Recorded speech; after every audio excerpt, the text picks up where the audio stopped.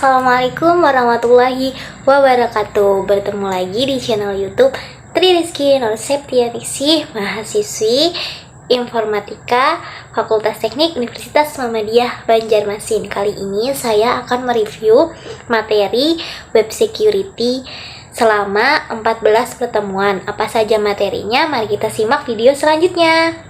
Pada pertemuan 1, dosen pengampu mata kuliah Web Security menjelaskan apa saja peraturan yang akan ada di ruang kelas selama 14 pertemuan.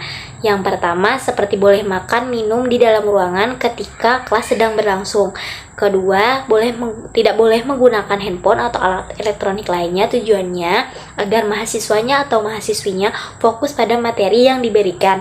Kemudian, ada pembuatan kelompok yang dimana pembuatan kelompok ini gunanya untuk penyampaian materi yang nantinya disampaikan oleh masing-masing kelompok pada setiap pertemuannya. Gunanya agar si mahasiswa satu dengan yang lainnya itu aktif dalam berkomunikasi. Pada pertemuan 2 yaitu tentang Web Security Technology dan Basic Web Security Standard. Jadi, pengertian Web Security Technology itu web adalah sebuah sistem di mana informasi dalam bentuk teks, image, suara, dan lainnya. Sedangkan sistem keamanan adalah mencegah pengguna yang tidak sah masuk ke jaringan. Keamanan memiliki 3 prinsip. Yang pertama ada confidentiality, data yang hanya dapat diakses tapi tidak bisa diedit. Yang kedua ada integrity, data dalam server yang dapat diubah maupun di-delete. Yang terakhir ada availability, yaitu website harus bisa diakses jika user ingin menggunakannya. Jenis-jenisnya ada firewall, aplikasi web atau WAV, HTTPS, TCP atau IP, UED, UDP, RTP, FTP, HTTP, DHCP, DNS, ICMP, IMAP, SSH, dan SSL. Mode ancaman dan pencegahan pembobolan web. Yang pertama ada SQL injection. Yang kedua ada DOS. Jadi SQL injection ini menyerang menggunakan atau mendapatkan akses informasi yang tidak sah menggunakan atau mengubah izin memanipulasi si data sensitif tadi. Untuk DOS tadi membebani server yang ditarget oleh si DOS-nya tadi. Dan cara mengatasinya kita bisa melihat dari remote control attack atau blok alamat IP atau portnya. Pertemuan ketiga tentang OWASP atau Open Web Application Security Project, merupakan komunitas terbuka yang fokus di bidang keamanan aplikasi, yang mana yayasannya sendiri adalah entitas yang mensukseskan jangka panjang proyek.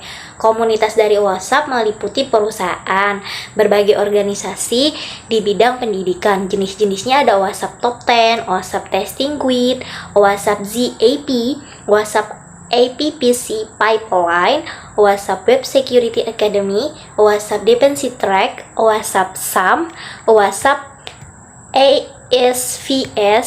Beberapa tipe dari proyek OWASP yaitu proyek panduan, kemudian alat pendidikan, kerangka kerja, investigasi, pengembangan, dan pemantauan. Untuk cara kerja dari OWASP sendiri yaitu mengidentifikasi risiko, mengembangkan pedoman dan alat, mengedukasi dan pelatihan, mengembangkan komunitas, mendukung inisiatif keamanan aplikasi web. Untuk contoh kasusnya yaitu pada jurnal mendeteksi kerentanan keamanan aplikasi website menggunakan metode OWASP untuk penilaian risk rating oleh Bahrun Ghazali, Kusrini, dan Sudarwan. Mungkin untuk lebih jelasnya nanti bisa di search di Google. Pertemuan 4 yaitu tentang injection. Berdasarkan OWASP, injection merupakan ancaman kerentanan dari komunitas yang diperoleh Badan Cyber dan Sandi Negara (BSN) melalui Voluntary Vulnerability Disclosure Program atau VVDP. 73% dari laporan kerentanan yang diterima merupakan kerentanan SQL injection, yang dimana serangan ini menggunakan kode. Dampaknya sendiri yaitu melakukan bypass mekanisme autentikasi, melakukan modifikasi data, melakukan kompromise terhadap ketersediaan data, melakukan pencurian informasi, eksekusi perintah jarak jauh, melakukan impersonasi pengguna.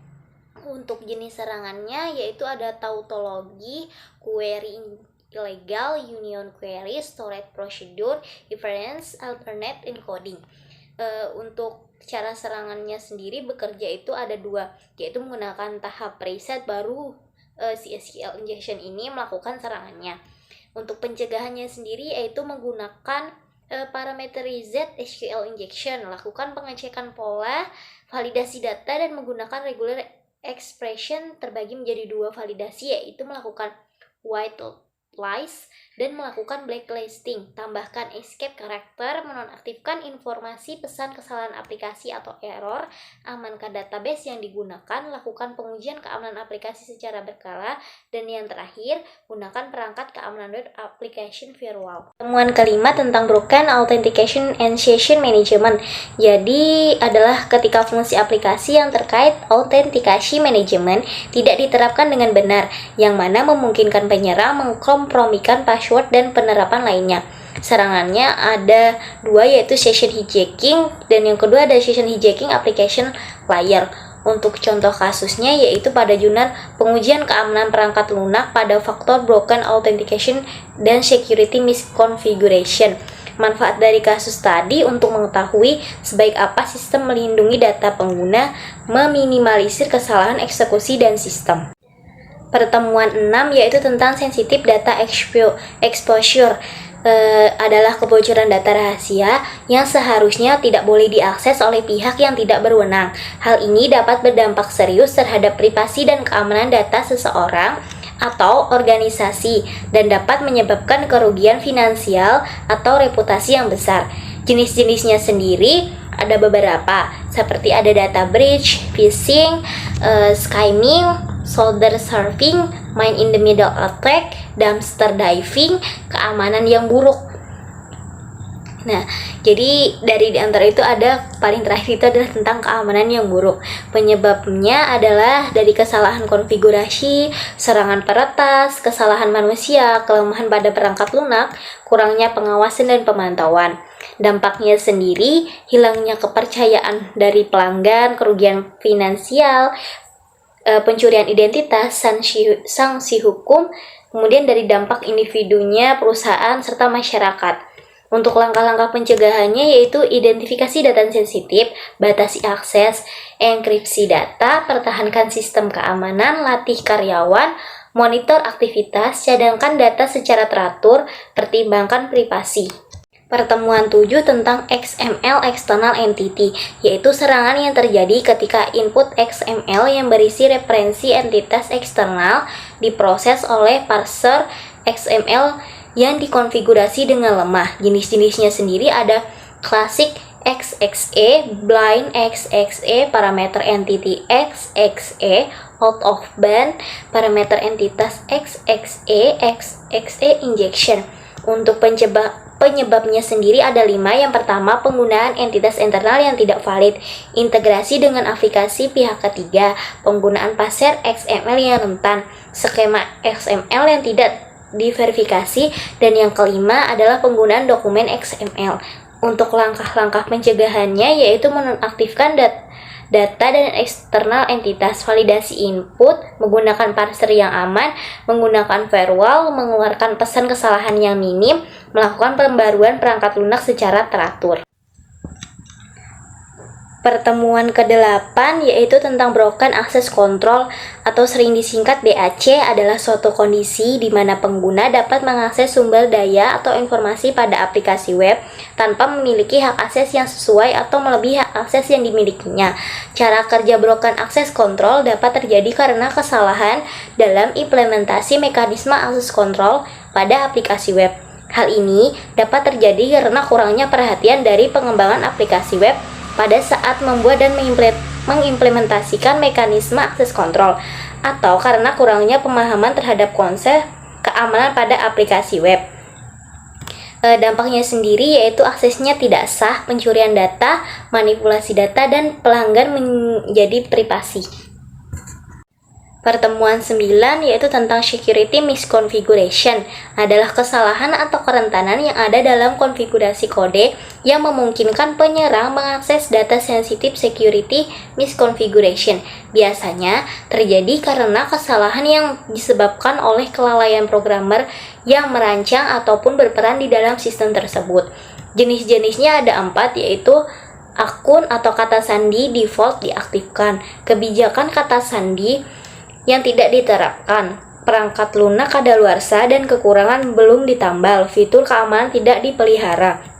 Penyebabnya sendiri yaitu kesalahan konfigurasi keamanan, lemahnya izin pengguna, dan pengaturan keamanan akun, terutama dalam kasus lingkungan produksi. Dampaknya ada 2, yaitu data breach, dan yang kedua ada complete system compromise. Untuk studi kasusnya atau contoh kasusnya pada jurnal Analisis Metode Open Web Application Security Project atau OWASP menggunakan penetration testing pada keamanan website absensi oleh Ihsan Ohtama Riandanu. Dilakukan uji coba penetrasi pada website aplikasi absensi perusahaan X untuk menemukan kerentanan yang ada di website tersebut. Pada penelitian ini dilakukan analisis Open Web Application Security Project atau OWASP Top 10 2017 menggunakan metode penetration testing dalam menentukan vulnerability website absensi perusahaan X. Pertemuan 10 yaitu tentang cross-site scripting, adalah serangan injeksi kode pada sisi klien dengan menggunakan sarana halaman website atau web aplikasi. Jenis-jenisnya ada 3, yaitu reflected cross-site scripting atau non-persistent, yang kedua ada stored cross-site scripting atau persistent, yang terakhir ada DOM-based cross-site scripting. Cara kerjanya sendiri yaitu paling umum mendapatkan wawasan dari data cookie yang biasanya seperti session ID dari penggunanya untuk login. Kemudian cara mencegahnya menggunakan fungsi PHP biasanya, yakni menggunakan HTML special chars untuk melakukan escaping. Jadi tidak cukup, bisa juga dilakukan dengan cara memblok semua input yang berupa script, tag, atau image search. Contoh kasusnya yaitu peristiwa yang akan diangkat kali ini adalah kejadian di tahun 2004 di mana KPU memperkenalkan sistem teknologi terbarunya senilai 152 miliar. Namun aksi pamer teknologi KPU ini menarik banyak perhatian dan ternyata terdapat banyak lubang dalam sistem teknologi tersebut. Actioner yang bernama asli Dhani Firmansyah sebagai pelaku yang melakukan peretasan tersebut. Dia berhasil meretas situs tabulasi nasional pemilu pada 16 April 2004 dengan cara XSS atau cross-site scripting dan SQL injection. Setelah berhasil meretas, dia mengganti nama partai yang terdaftar menjadi nama partai politik Jambu Mbah Jambon sampai kolor hijau. Pertemuan 11 tentang insecure decentralization. Decentralization adalah konsep di mana kekuatan kendali dan keputusan terdistribusi secara merata di antara banyak entitas atau individu daripada terpusat pada satu otoritas tunggal. Resikonya yaitu serangannya terjadi 15%, kerentanan smart kontrak, kelemahan protokol konsensus, tantangan privasi dan anonimitas, ancaman pihak ketiga, keterbatasan hukum dan regulasi, keterbatasan skabilitas. Penyebabnya ada 4, yaitu kurangnya keamanan dalam implementasi, kurangnya pengujian keamanan yang cukup, kurangnya pemahaman dan kesadaran keamanan, kurangnya standar keamanan yang konsisten. Pertemuan 12 tentang using component with known vulnerabilities atau penggunaan komponen dengan kerentanan yang diketahui adalah praktek penggunaan suatu komponen perangkat lunak atau hardware dalam sistem yang telah diketahui memiliki kerentanan keamanan atau celah keamanan yang dapat dimanfaatkan oleh penyerang untuk merusak atau mencuri informasi dari sistem tersebut. Cara kerjanya sendiri yaitu memanfaatkan kelemahan atau celah keamanan dari komponen tersebut. Untuk mengatasi masalah ini, lakukan mitigasi yang dapat dilakukan dengan melakukan pemantauan terhadap komponen yang digunakan dalam sistem, melakukan pembaruan perangkat lunak. Untuk metodenya ada 5, yaitu pemantauan keamanan, pembaruan keamanan, penggunaan perangkat lunak keamanan, penetration testing, kebijakan keamanan. Dampaknya yaitu ada 4, kerentanan sistem, yang kedua ada biaya, yang ketiga ada reputasi, dan yang keempat ada legalitas. Pertemuan 13 yaitu tentang infusion logging and monitoring. Jadi menurut OWASP adalah dasar dari hampir setiap insiden besar. Penyerang mengandalkan kurangnya pemantauan dan respon tepat waktu untuk mencapai tujuan mereka tanpa terdeteksi. Serangannya ada dua, yaitu serangan botnet dan serangan DNS. Cara mencegahnya, pastikan semua kesalahan login. Pastikan semua catatan dihasilkan dalam format di mana solusi pengelola catatan dapat dengan mudah digunakan. Pastikan data catatan telah di-encode. Pastikan transaksi dengan nilai yang tinggi. Contoh serangannya yaitu pelanggaran data nasional Dominion 2019. Untuk lebih jelasnya bisa di-search di Google. Pertemuan 14 yaitu tentang secure coding adalah hal yang penting karena hal ini menghapus kerentanan perangkat lunak yang paling umum dieksploitasi dan mencegah terjadinya serangan cyber. Tujuan dari secure coding ini adalah memfilter apa saja yang bisa diinputkan oleh user dan memfilter apa saja yang diproses, lalu mau ditampilkan seperti apa jika terlanjur diisikan inputan.